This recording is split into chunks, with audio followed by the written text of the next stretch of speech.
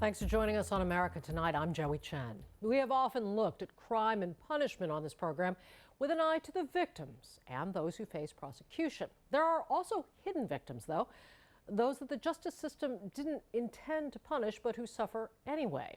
Consider that nearly a third of the people in prison in this country are women, and most of them are mothers. Tonight, we consider what happens to the kids when their mothers go to prison. Here's America Tonight's Sheila McVicker. It's a long journey into night through New York City's boroughs. This family makes the trek 5 times a week. Yeah, the bus is coming now. When the children's after-school program ends, single mother Arlene Adams heads home with her daughters Armani and Jamia. Come on, Mia. It will take 1 bus ride and 2 trains to get there. For 27-year-old Arlene, it's been a physical and emotional journey to be together with her family. It began by doing hard time. Can you tell me what took you to prison? I was home, asleep with my children. And just like any other night, their father, he did whatever he did in the streets and would come home late. You know, we were going through domestic violence. He came in 1 a.m., drunk and belligerent. His eyes were a shade that I never saw before. It was like death. And he wants to have sex with me, and because I don't want to have sex, I'm accused of being a cheater and a whore. Arlene's girls, then aged 2 and 4, were in the apartment. The children woke up, and I put them back into their room. I always grabbed a knife just for protection. He started to hit me. He started to punch me in my head. I couldn't take it. I swung the knife in attempts of getting him off me, and he just fell in front of me, bleeding. It was so much blood. I called the cops. They took him out into the ambulance. So once the kids came out their room, they just had to walk around the pool of blood. As her daughters watched, Arlene was arrested and initially charged with murder, facing 25 years to life. Her daughters were placed in foster care with her mother. And I remember them asking me, when am I coming home? The hardest part was the end of the visit. When you had to say goodbye? That was the hard part.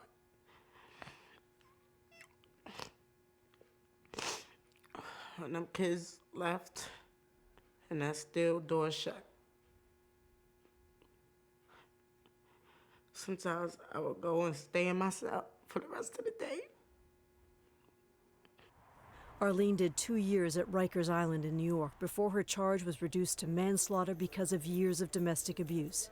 Afterwards, she was sentenced to 5 years probation. How did your relationship with your daughters change while you were in prison, while you were at Rikers? There was this big gap. 1 minute, a tooth was falling out. The next minute, somebody was graduating kindergarten. It was so hard trying to parent through the phone. I missed the birthdays. I missed graduations. I missed just the crying to sleep. It was just so difficult trying to tell a child to do certain things so that they won't end up in the same place you are. More than 1 million women in the U.S. are serving time. Like Arlene, many are victims of domestic abuse. More than 2.5 million children have an incarcerated parent. 8 million have a parent under correctional supervision. Children are the invisible victims of criminal justice. You'd be surprised the amount of individuals that I speak with who say either, I never thought of that population, to those that say, well, the parent made a decision, it's their fault. They have some, it's their fault that their child is now dealing with this particular issue or challenge. So you started this in your basement? I did. Sharon Content is the founder of Children of Promise NYC. This was exactly what I envisioned. A unique nonprofit organization dedicated to helping children deal with the trauma of having a parent in prison. No one thinks that, 62% of the women in state prison and 58% of the women in federal prison have a child under the age of 18. And the child wears that burden. You've lost your mom, but then you're not able to receive the support and sympathy and understanding from society. Children of Promise NYC runs an after-school program aimed at providing an emotionally safe space and therapy, lots of therapy, for the children of incarcerated moms and dads to help them handle their confusion and anger. How are you? It takes a long time to learn what we're feeling. We don't always know. As adults, it can even be hard to understand what we feel, right? Armani, what would you do? What's your reaction? I'll throw a lot of temper tantrums. Temper tantrums? So, yeah. Yep, yes you would. Where would you throw them? I'll throw them like in class because I just want to know a lot about my mother. Armani is Arlene's oldest daughter, and like the others here, is working through her feelings. What's a feeling that you have connected to these thoughts about your mother? Sad. On staff at Children of Promise are psychiatrists and licensed clinical social workers like Anna Morgan Mullane. They lead the children to share their emotions with each other, and on this day, with America Tonight. Matthew, you're nodding. Yeah. What would happen? What was your action that would happen? I remember I would be in class, and I just got up, and like anybody say anything to me, I just blacked out and just started attacking them. I used to fight a lot, not knowing like there was a way to get over it. I was just, like Matthew said, I would just black out. After I go crazy, I don't remember a thing, what happened. I don't know how I ended up like 16 yards away. Makai? In school for career day, my mom, I wanted her to come, but then she couldn't because she was in jail. Everybody asked me why didn't I have a parent, and I said they live in Orlando. People talk about my parents. Listen how this 8-year-old processed his mom's absence. I brought a weapon to school because I thought if I did what my mom did, then I'll be able to be with her. When you look at those kids, what's the need that you see? I'm 8 years old and I'm just really pissed off that I don't have my mom. And the only way that I can express this anger is to lash out. I don't know how to express it in words. Good afternoon, everyone. Good afternoon, Miss Content. Sharon Content came to this after a career on Wall Street, in part because she has lived with the stigma of incarceration.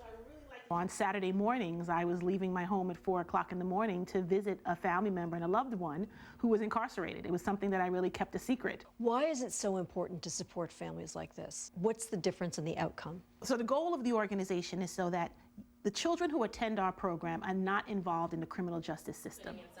And the mechanism that's going to ensure that that cycle does not continue is the support that we provide that young person as well as the family.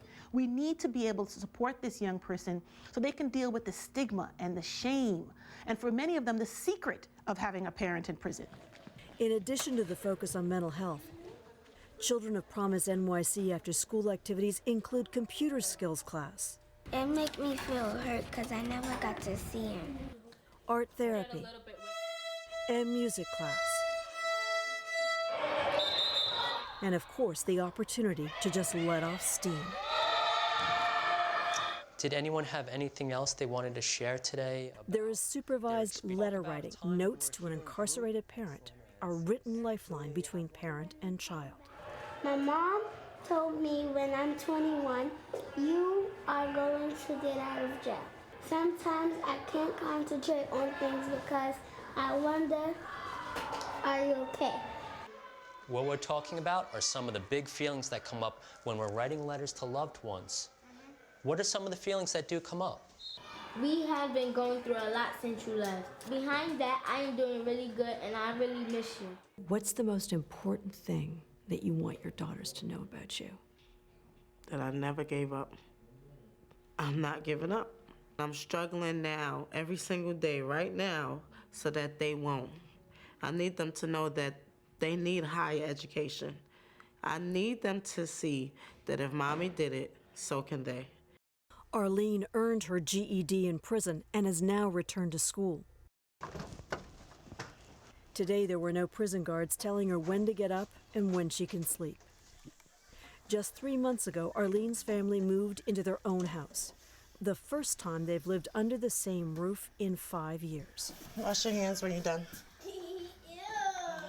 When she was first released, she was homeless. She couldn't provide stability for her daughters and kept them at her mother's. She tucked them in bed every night and woke them in the morning, but for Arlene, the hours between were a nightmare. She slept where she could. Sometimes she just rode the night train. She describes herself as zombified, but that is in the past. My little empty room, nothing much in here, but my big old bed, and it's mine. It's mine. Yeah.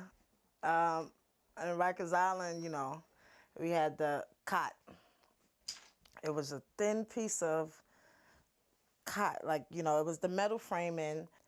So I do suffer from a lot of back pains now. But, you know, this is my bed. This is my bed. The kids come in here at 4 o'clock in the morning trying to either wake me up or join in the bed with me. Arlene credits Children of Promise with helping her and her girls adjust.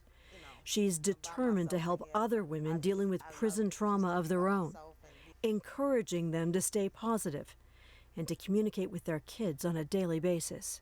Me and my mommy was crying, and it made me cry too. Armani and her younger sister have had to absorb some big lessons many never have to learn. But they were tears of what? Joy. Okay. That's what my mom taught me. Those are the tears we cry now, right? Mm-hmm. And it's not bad to cry. Nope. It's just trying to say that you're a human. Right. Just break it in the pan. Arlene is determined to teach her girls to be independent. She says it's a lesson she's still learning herself and is humbled by the opportunity for this family to get it right. I always just wanted to walk without being handcuffed to someone, without wearing a gray jumpsuit, without a CEO telling me to get in line. That was what I wanted, just to walk down the block and to be with my children and my children be with me. That was my biggest dream. Sheila McVicker, Al Jazeera, Brooklyn. Next year, cruelty and corruption behind bars, one of the nation's biggest sheriff's departments, and the case that could put its former top officer in prison. Later here at Medical Mysteries, a rare look inside America's special ward for its youngest patients.